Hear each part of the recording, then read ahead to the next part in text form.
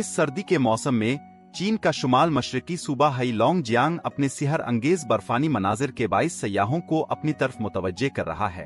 सूबाई दारुल हुकूमत हार्बिन चीन में बर्फ और सर्दी के शाही ताज के तौर पर जाना जाता है। ये शहर लाखों मकामी और गैर मुल्की सयाहों को अपनी तरफ माइल कर रहा है। यहाँ बर्फ और सर्दी की सियाहत की सनत में जबरदस्त इजाफा इसकी मकबूलियत की खास वजह है। मेरे ख्याल में यहाँ ये सब कुछ वाकई बहुत मज़ेदार है। हम जुनूबी इलाके से आए हैं, वहाँ हमें आम तौर पर बर्फ़ देखने का मौका नहीं मिलता। हार्बिन में इतनी ज़्यादा बर्फ़ देखकर बहुत अच्छा लगा। हमने बर्फ़ की स्लाइड्स का भी तजर्बा किया और मुंजमद दरिया पर चहलकदमी भी की है। मेरे ख्याल में ये हमारा एक बहुत ख़ास दौरा है।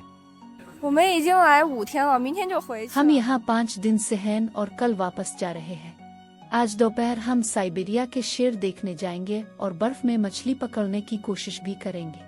जुनूबी इलाके में हमें ये तफरी मुयस्सर नहीं। मुझे लगता है कि हार्बिन वाकई एक दिलकश शहर है। सबसे बड़ी बात यह है कि चीन के शुमाल मशरकी इलाके के लोग बहुत ज्यादा गर्म जोश और खुश आमदीद कहने वाले हैं।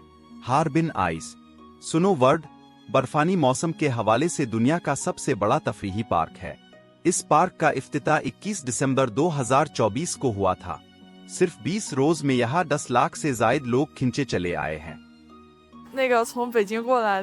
मैं बीजिंग से हूँ और मुझे लगता है कि हार्बिन आइस स्नो वर्ल्ड बहुत खूबसूरत है।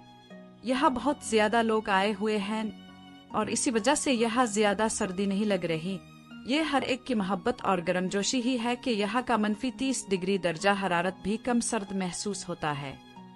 हार्बिन के अलावा मोदानजियान के शहर में वाक़े बर्फ का कस्बा भी सर्दियों की सियाहत के लिए एक अहम मकाम की हैसियत इख्तियार कर चुका है।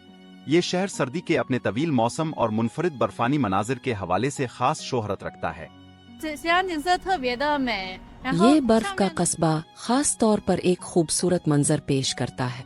मेरे लिए ये पहला मौका है कि मैं यहाँ छतों पर बर्फ की इतनी मोटी तह देख रही हूँ। ये बहुत शानदार है और मैं हकीकत में इससे लुत्फ उठाना चाहती हूँ। मुझे यहाँ आना बहुत अच्छा लगा। आज सुबह हम जल्द ही जाग गए थे। मैंने अपने बच्चे को स्कीइंग कराई, बर्फ के गोले बनाए और फिर हम बर्फ की स्लाइड से नीचे उतरे।